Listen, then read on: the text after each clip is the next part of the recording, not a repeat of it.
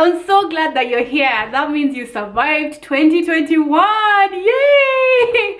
And today I wanted to share with you some of the things that have made the biggest difference for me in 2021, and the things that I would like you to know when you're going into 2022, because I know they're going to make your life better, they're going to make your business better.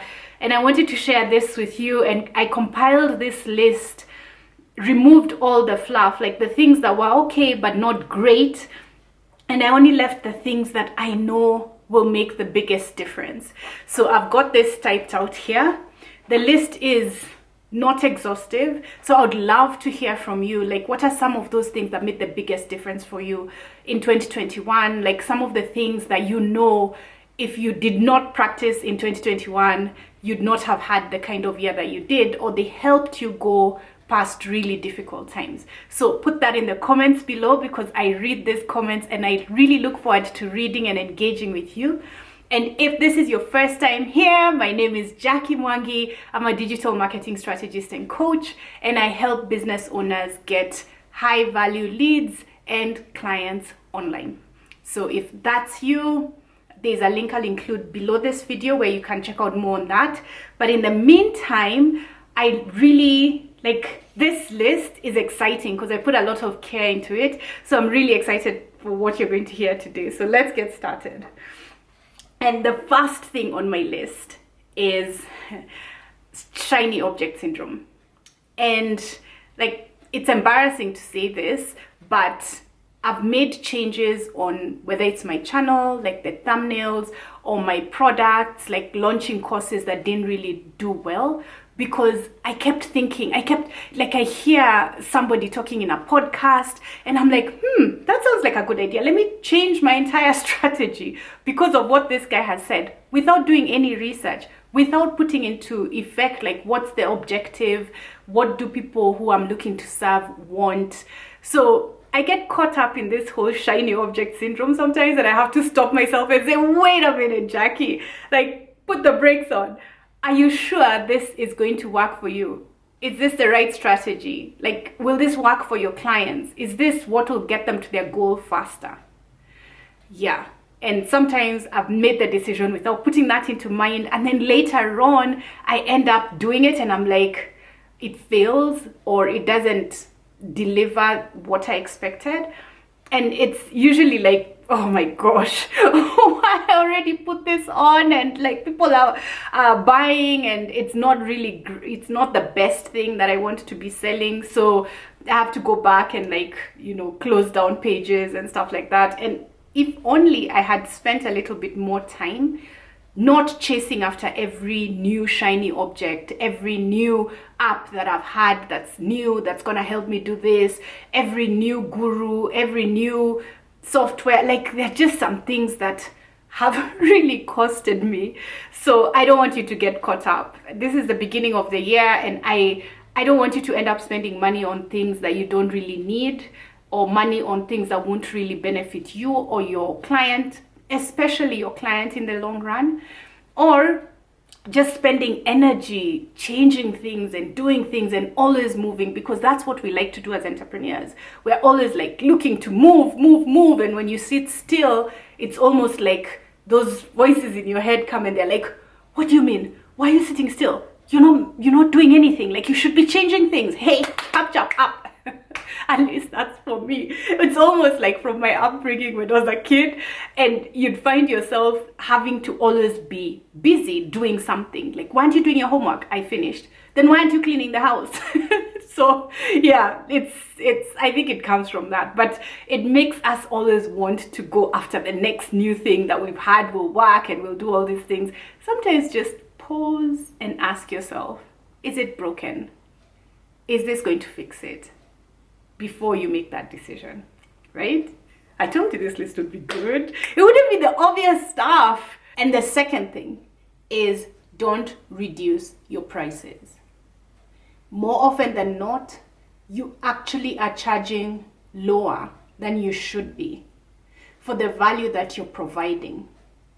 When you reduce your prices, you're going to attract people who are price shoppers. And price shoppers will become your worst nightmare. they are your worst customers. The guys who spend a lot of time negotiating on price in the beginning are the guys who are not really interested in the result and the value that you provide, but the deal they're going to get. And what that means is they will try and milk as much as they can from this deal so that they can maximize what they think is their utility. And they'll be the ones who will complain. They'll be the ones who will call you on Sundays. They'll be the ones who will wonder, I sent you a document at 9 p.m. Why haven't you responded by 8 a.m.? Those are the guys, the price shoppers. So don't reduce your prices. Look at increasing the value you're providing. What additional thing can you give them that they need, that you know they need, that they'll find useful? That's what you should do. So don't reduce your prices. I made this mistake by creating something that was cheaper because I wanted to reach a broader audience, or so I thought. But then I realized that the people I was then attracting were people who were not really interested in the overall outcome, but they were more interested in like a discount or a lower price. And you know, once you reduce your price, you have to reduce the value you're providing. So you end up in a catch-22 where you now can't provide the value that you want to provide, that would help them get to the result, but now you've reduced your pricing. So you have to stand by that, and now you have this nightmare of a client to have to deal with, and you know it's not going to end well for you. So look at the value that you can give on top of what you're providing. And in fact, more often than not, when like my students, the people who I work with, the entrepreneurs who I take through my programs, a lot of the times when we do the calculation on how much they're charging, they tend to be charging less because they've not factored in some of the costs. Like if you're driving around going for meetings, that cost should be factored in. If you're sitting down in your house, it doesn't matter, but you're utilizing your internet connection at home or your electricity at home or a certain space in your house, this should be factored into your pricing because those are the costs of the business. So some of these things, insurance, if you have insurance for equipment that you have, or health insurance for yourself so that you don't have to take days off as the business owner, all those costs have to be factored into your pricing. More often than not, they're not. When you reduce your prices, you're just shooting yourself in the foot. So don't do that. And yeah, don't negotiate with price shoppers. Worst clients. The next one, don't spoon feed somebody who has the ability to figure things out for themselves. If someone can figure it out for themselves and you spoon feed them, what will happen is you'll stop their growth because this thing that they need to figure out for themselves is actually good for them. So when you interject and you're always giving advice and telling people exactly what they should do, before you even ask them, what do you think is the best solution? What options are you looking at that I can help you decide from the options? Not help you make the decision, but help you question you around these, out of these three options, what's favoring you here? Because as people also talk about something, they end up solving it for themselves and finding the right solution. And everybody has that in them. The solution, in my view, I believe, as a solution is created before the problem. Otherwise, the problem wouldn't exist. So there is a solution. And when you help that person figure it out for themselves, you're doing them more justice. And yourself too, because you could be using that time to do other things. Plus, I just taught you something that will help you learn how to be a better coach. Coach to your children, coach to your husband or your wife, coach to your clients. Because more often than not, you need to help people figure things out for themselves. Not solve it for them. Not spoon feeding. So that's another one. That cost me. Yeah. Another thing is trust your instincts. More often than not, you know what's the right thing to do. You're just avoiding. Maybe you're numbing yourself so that you don't have to make that decision, but you know what to do. So trust your instincts. They're there to guide you. Spend some time in silence so that you can remove the background noise and really hear what I like to call God's voice. That's what I believe your instincts are. But in order for you to hear and to know, like you're not being biased, you need to spend some time in silence, undistracted, not all over the place, looking at everything and then making decisions based on how you feel, like your emotions. Not that. Really being introspective and making a decision based on what you know. Like that, there's something, I don't know what it is. I call it God's voice because it's so wise, but you have to remove emotion and you have to still your mind in order for you to hear it. Right? So trust your instincts. And oh yeah, this one's good. This one's good. And by the way, please just, at the end of this video, after you're done, just let me know which one was your favorite, and also share something of yours that really helped. I love to read these comments. I love to engage with you, and it helps me understand what you find valuable so I can make more of it. And if you haven't subscribed, subscribe. All right, so the next thing is watch how you spend or invest your time. Right? We say, oh, I'm spending my time doing, yeah. If you're spending it, you're wasting it. It's not coming back. Invest your time. And more often than not, we tend to be very generous with our time than we are with our money. Yet you can always make more money, but you can never make more time. So be careful how you spend or invest your time. You want to have more investment in your time.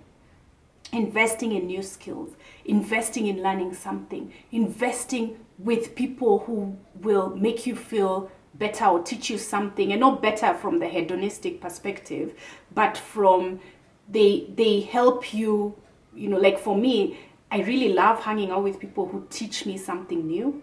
So they make me feel better because at the end of that conversation, I'm like, wow, I learned so much from this person.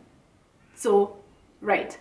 That's the thing. You want to invest your time with people like that, because every conversation takes you a notch higher, takes you a step higher. So watch how you don't spend your time, invest your time. And think about it from this perspective. If I go for that meeting or if I go for that event, is it an investment or a spend? Am I spending my time or am I investing my time? If I go for that party, if I go hang out, go for tea with that person, is it an investment or a cost? Right? Cool. All right. And then the next one. This one came from, so when I decided to move to Nanyuki, a friend of mine was really concerned. So she sat me down and she said, how do you move from Nairobi, from the capital city, to Nanyuki? Like, Nanyuki is a village. And I was like, okay, first of all, Nanyuki is not really a village, even if it's very metropolitan and it's got a different vibe. But I remember I talked to her and she was like really, and you could see it's coming from a good place, right? And I told her, hey girl, listen, I'm not a tree. If I go there and I don't like it, I can come back or go somewhere else. I am not a tree. So that's the next one. You're not a tree. Even if you make a decision that wasn't the best for you, you're not a tree. You can move. You can go make another one that corrects this one. You're not a tree. Always open your mind. Don't get so fixed with like the idea, like I always do this, I always have to do this. No, you're not a tree. Like you don't have to be stationary and do things the same way all the time. You have flexibility. It's a blessing that we're able to walk around. If you're able to move around, it's a blessing. There's somebody who actually can't. So use that. Move, travel, go live somewhere else, do something else, use a different route to work. Try walking, like do something that appreciates the fact that you have legs, but also from a mental perspective that doesn't keep you stuck doing the same things over and over again. So that's the next one. You're not a tree. And then the next one is you'll survive. At the end of the day, you survive 2021, you survive 2022, Who knew? If somebody had simulated that in 2019 and told you this is how the world will be, you'll be like, oh my God, I can't survive that. But you survived. If your business was affected negatively and you had to pivot, you survived. Or you had to cut some costs, you survived. You will always survive. More often than not, unless you put yourself in very risky situations, you will always survive. Even in the bleakest of moments, you will survive. You will actually look back at those bleak moments and tell yourself, man, I am so strong. Like, I'm stronger than I gave myself credit for. You'll survive. Whatever comes, you'll survive. People have survived having accidents and losing their limbs, and they survive.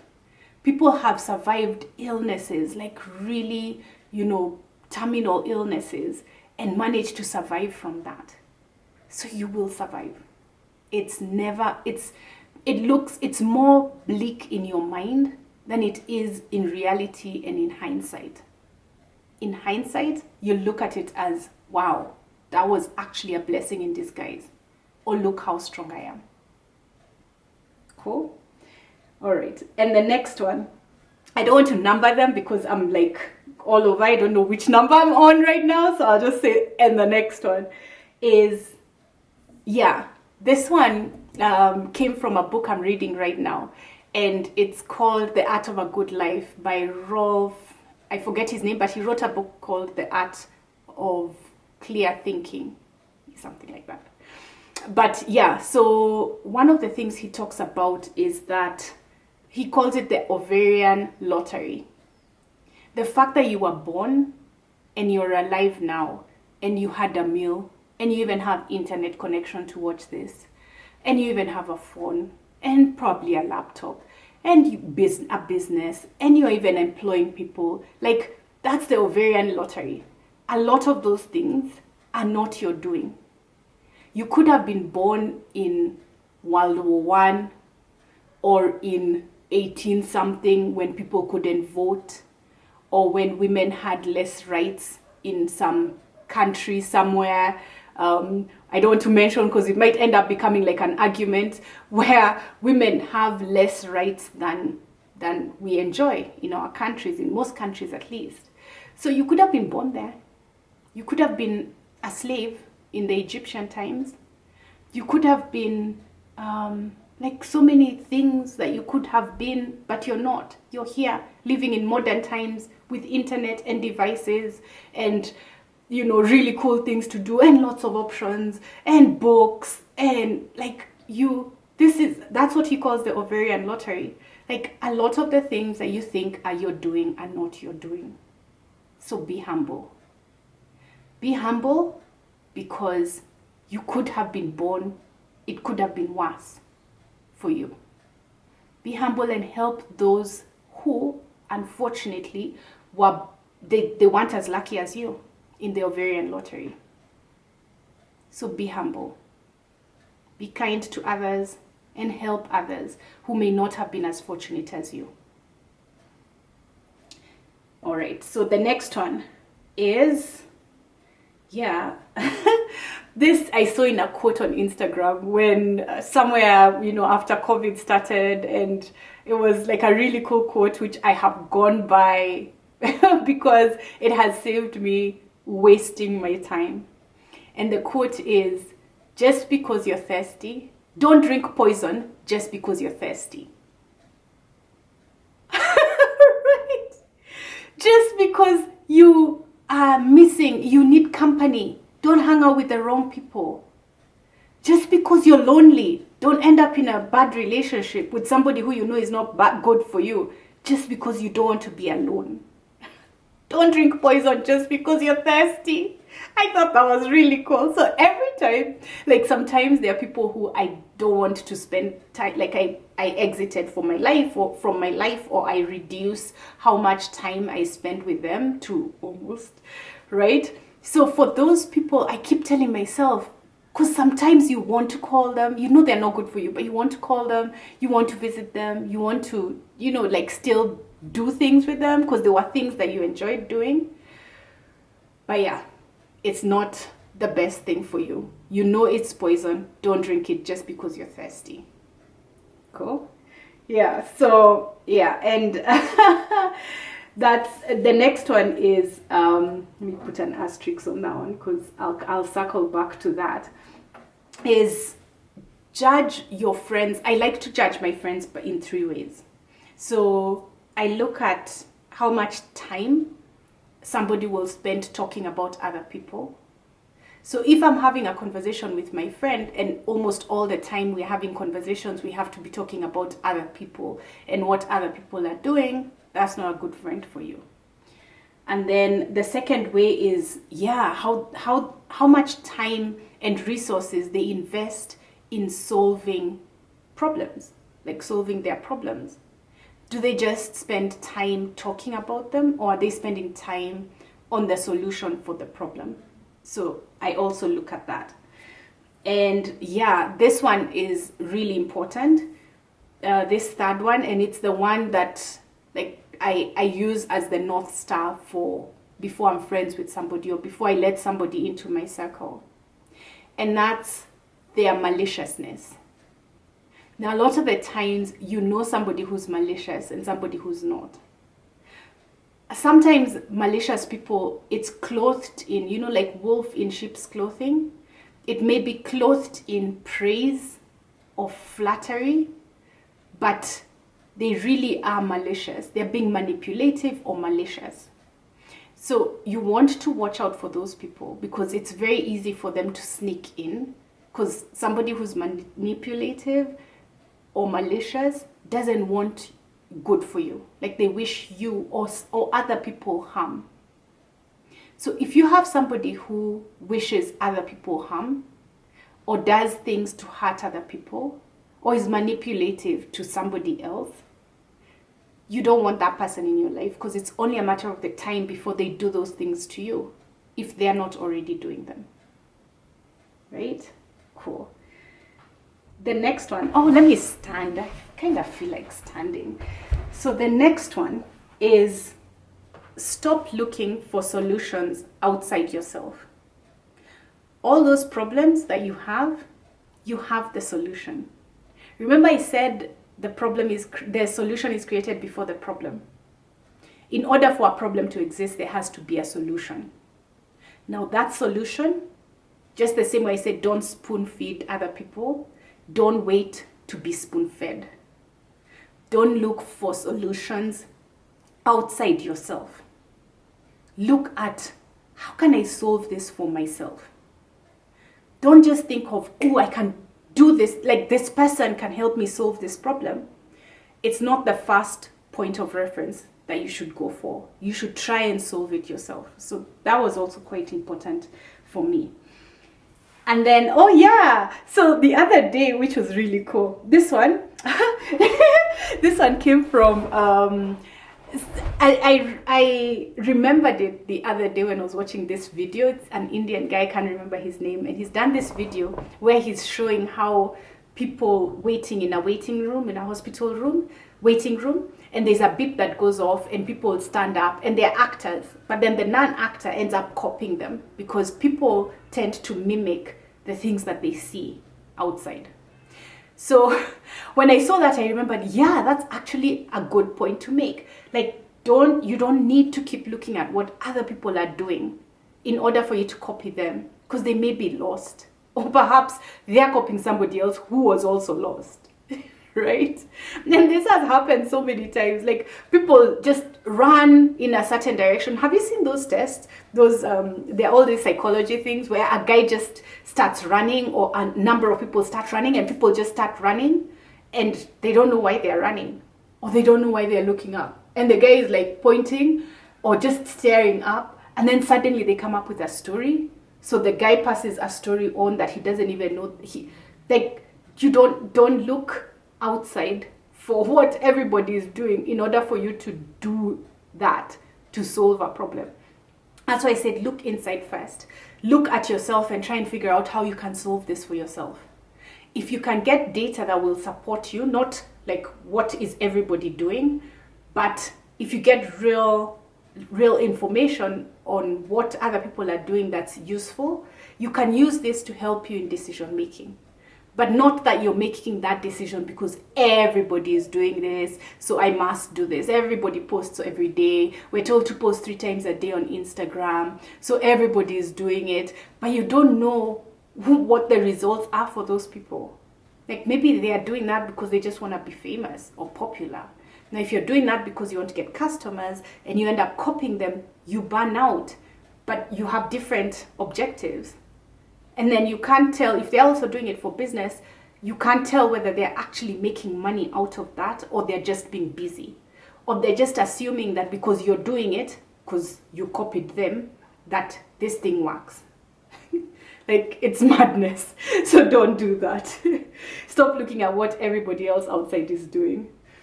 And then, oh yeah, this is a bit of a different one.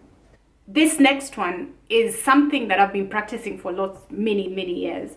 And I don't talk about wellness much because, like, for me, I don't want people to assume that I'm giving out medical advice. But I've been doing things for many years. Maybe one day I'll make a video about it. Actually, let me know if you'd be interested in hearing some views about health and wellness and like my personal opinion and things that have worked for me. Let me know below. But when it comes to wellness, and again, caveat, I'm not a doctor, so I'm not saying this from a medical standpoint, but from what has worked for me. So I'm the kind of person who I can't even tell you the last time, touch wood, but the last time that I was unwell, like I don't get unwell. I have a really strong immune system. And like I've always known this, and I praise my immune system, and I'm really grateful for it because some people were born with a weaker immune system, but over time, and I used to be one of those kids who was, like I had, chest issues, I had asthma as a kid growing up. I don't anymore because I learned the things that help me, manage it and get rid of it eventually. But I was one of those kids who would be in hospital a lot.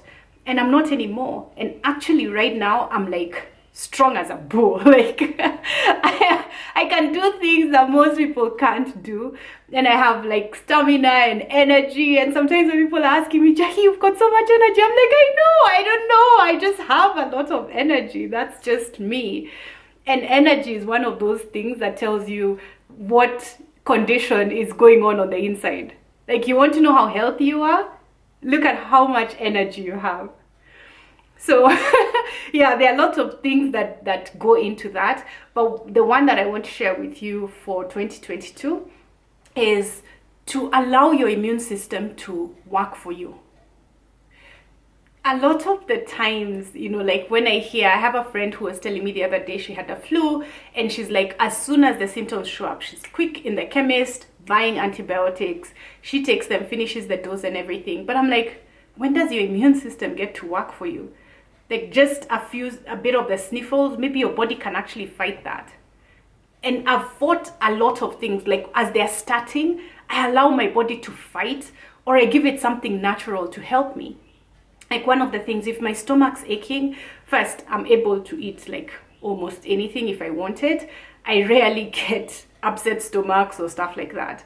But in the event that maybe I ate something, or like I'm feeling bloated, or my stomach just doesn't feel too happy, I take apple cider vinegar, like the one with the mother, put a bit in water, drink that, and more often than not, if it's a stomach bug or whatever it is, it will be dealt with. So there are certain things, like I allow my body to deal with something naturally. If I start to feel like funny around the throat, I take some eucalyptus oil thing. So there are things that your body can help your body fight naturally without having to take medication all the time and not allowing your immune system to work for you. Your immune system, if COVID has taught us anything, is that we need to strengthen our immune system. So that's something that I want to challenge you to do for 2022. All right? And let me close this. So yeah. And this next one is something that I go by, like all the time. Do not do bad to somebody who has not done anything bad to you. They don't deserve it. They just are minding their own business. Perhaps they have conflicting views with you, or they have different ideas or different values from you or whatever. We're not all gonna ever just get along completely 100% until we realize that we are all very different. We have different beliefs, we have different views, we have different opinions. We will not always be in sync.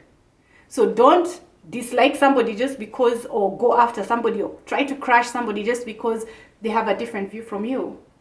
But if they do come into your space and they try to, do things that are to harm you, then yeah, deal with it, and deal with it with finality.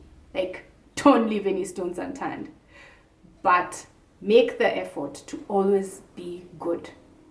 Be good to everybody. Don't be good to just people who you can get something out of. Don't be good just to people who are in a senior position or have more money. Be good to every single person, because there is nobody who bleeds green, that you cut them and they have a different type of blood because they are more regal or more important or whatever. Every single person is important. You and every single person. So if you think you're important, know that everybody believes and feels that they are important. So treat them well. Yeah? All right. The next one is, don't dig shallow wells. There are a lot of people who dig lots of shallow wells. They have lots of friends, lots of acquaintances, lots of businesses. They never spend time to dig a deep well and get to the root so that they can get water. They're always digging shallow wells and they never get water. So these are people who never take time to build a real relationship. They never take time to build a real business, to really help a type of person. They are always digging, trying to be everything to everybody, jack of all trades. And when you dig shallow wells, you do not get water. Then, that goes for knowledge too. Like, be really good at a particular topic. Like, don't just read lots of books, watch lots of YouTube videos, read lots of blogs, but there's nothing you can be called an expert of. So you want to also go deep when it comes to your knowledge. Like, be really deep on your area of expertise. Be one of the best in the world. Aim for being the best in the world. Dig deep. The next one, always stay curious. You don't know everything. New things are coming that you're discovering, things that you knew or you believed. Look back at yourself and just ask yourself, what are some of those things that I believe that really right now are hilarious or not true, or I even hate to admit it. I mean, that includes like songs and movies. Like, for me, there's certain things like I was like, who will want to do that? And then, of course, right now it's a really big thing, and I'm like, oops. I'm glad I didn't say it publicly. But yeah, there are lots of things that I thought were like not going to work or whatever. I don't know everything. So I'm curious, like, stay curious. Always look, like, try to learn. Never be that know-it-all who's done it all and knows everything and cannot be given anything new because they know everything. Like, just spend some time and just be curious. Be curious about the next person who you sit next to. Like, be really curious. Why did you wear that tie? Like, tell me about that tie. Tell me about your business, or tell me about what you do for a living. And not from a surface perspective, but just be curious. Like, who do you work with? How does that help them? How did you end up doing this thing? Like, how did you end up, you're going to buy meat in the butchery? Ask the guy, how did you end up starting a butchery? Why butchery? You'll be surprised some of the interesting things you're going to learn from, like, everybody when you're curious. Because once you're curious and you just want to know, like, from a good place, you're not advising, you're just like, tell me what made you start this business? or what made you decide these are the people that you wanted to help, right? So yeah, just be curious. Be curious. Where does that route go? Like, be curious. What would happen if, how does the vegetation look like on top of Mount Kenya? Like, on the way to getting to the top, because there's nothing at the top, but on the way, be curious.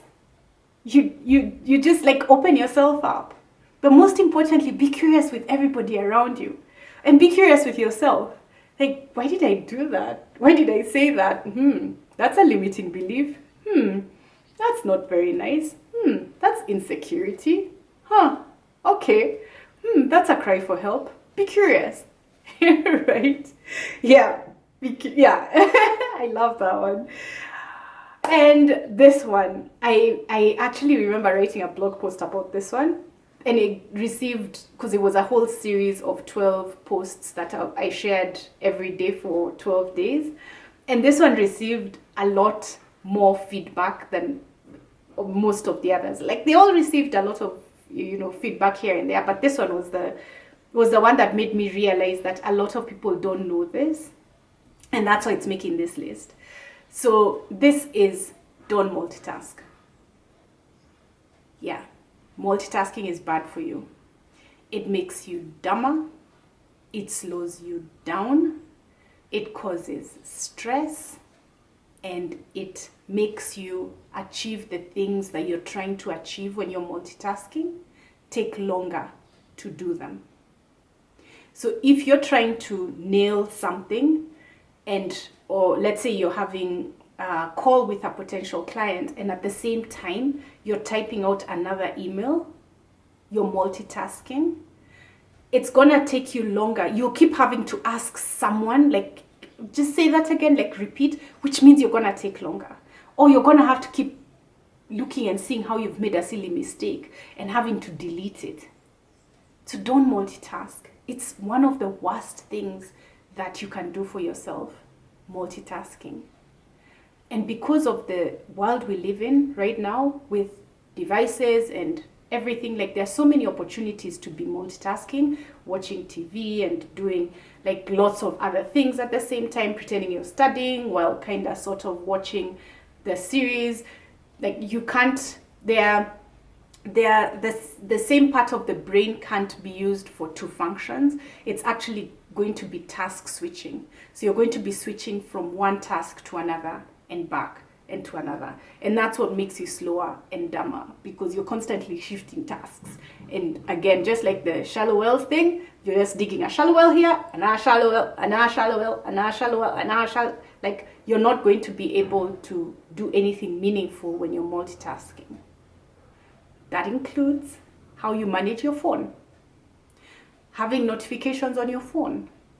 You're having a conversation, maybe recording a YouTube video, and your phone keeps on buzzing, or you're meeting with somebody and your phone's on silent, but every time you're like this because it's flashing and you're like, I'll call them back.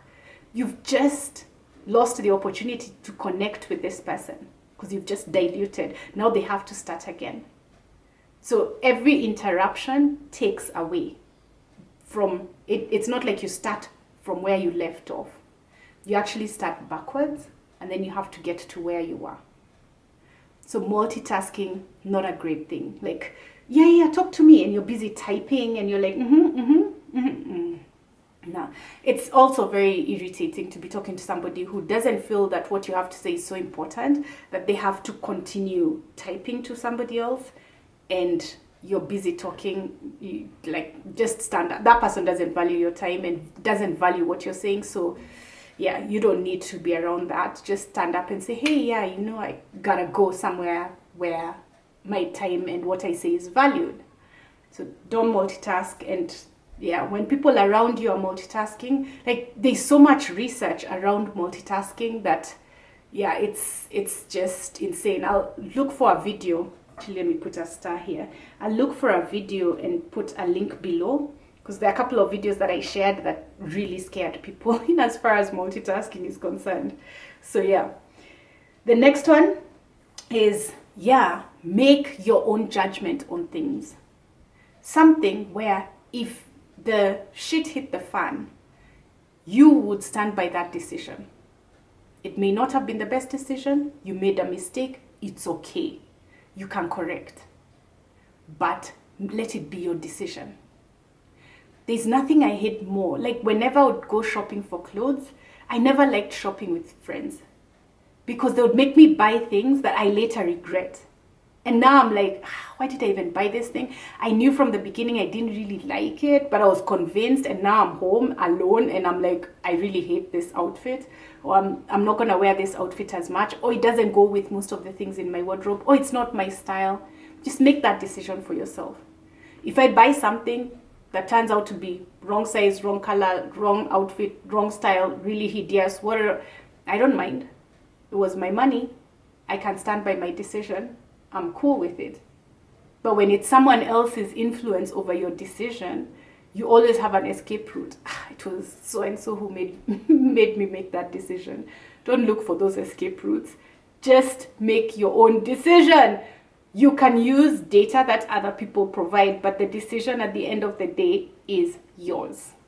Do not let somebody else influence that decision, because when the shit hits the fan, you'll start to dislike and resent that other person, which is not good.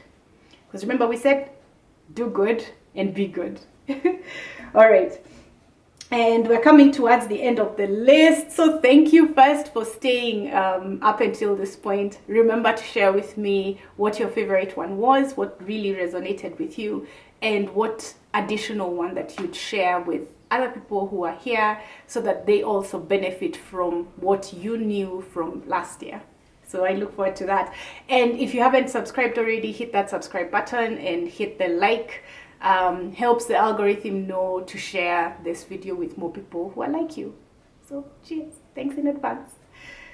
The next one is, if you on savings.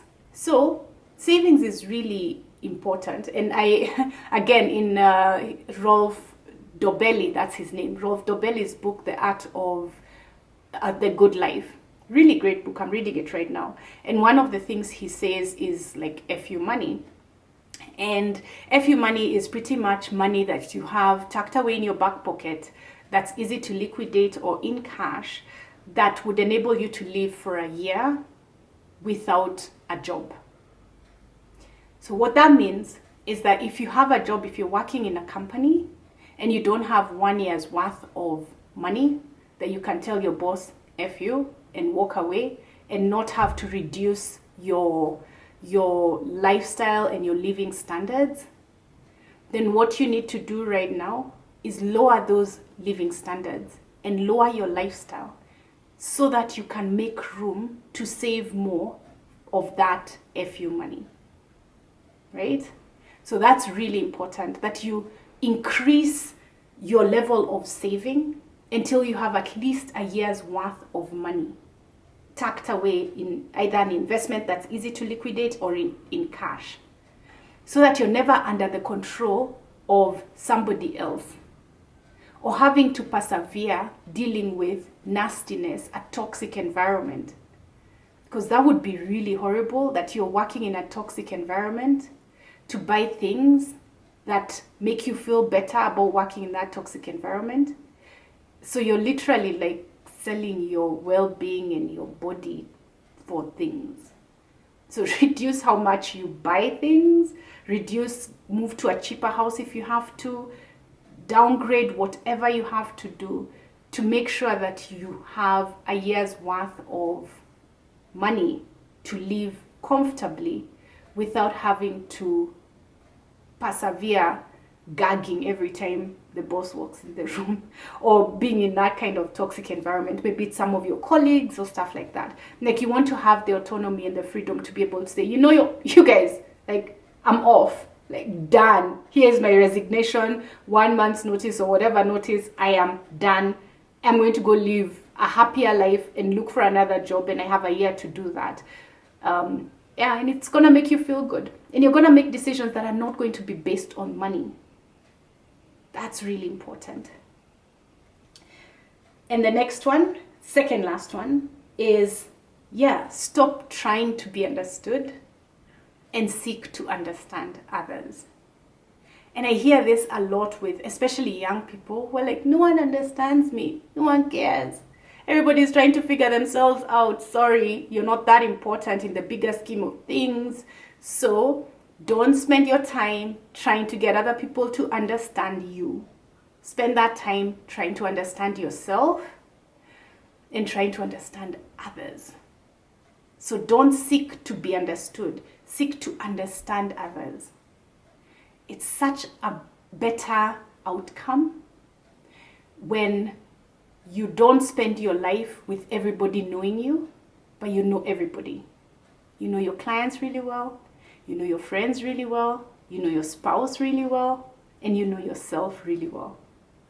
That's a better life than everybody knows you, but you don't know yourself, or you only know a little bit about yourself, and everybody knows you, but you don't really know them. You don't understand them. You don't understand their motives. You don't understand how they think. You don't understand how they make decisions. You don't understand what will make them buy from you.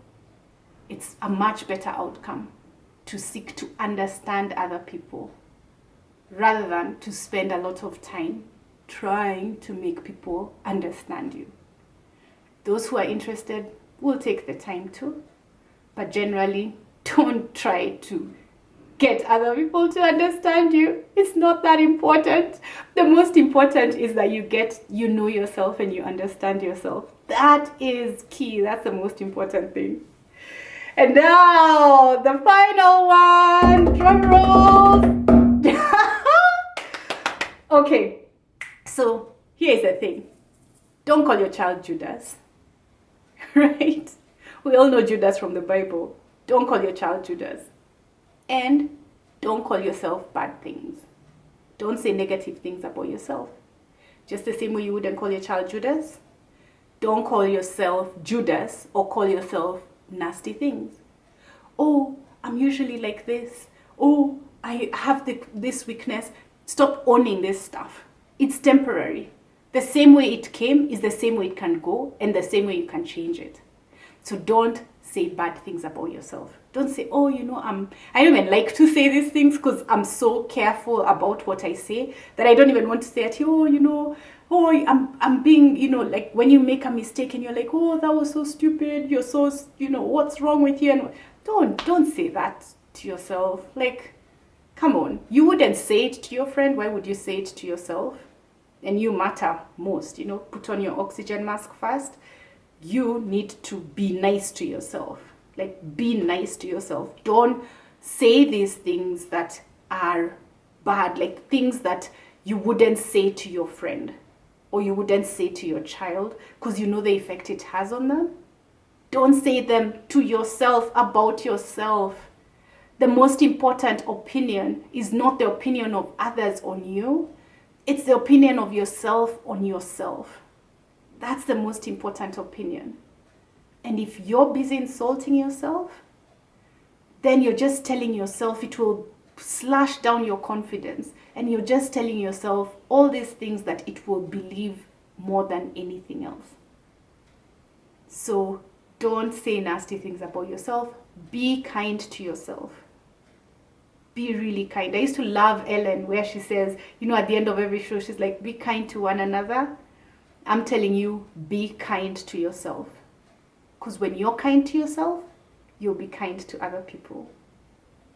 So thank you for staying with me up until this point. It's been so great sharing this list. Like, yay! I'm so excited, and I'm so excited to hear which one resonated with you and which one you're going to start, you're happy that you've learned now for the next year, and the one that you'd like other people to know that's not on the list, that you'd like other people to really just, use it for themselves as well, right? So thank you again for staying with me and liking this video and subscribing to my channel, and I'll see you in the next one. Woohoo!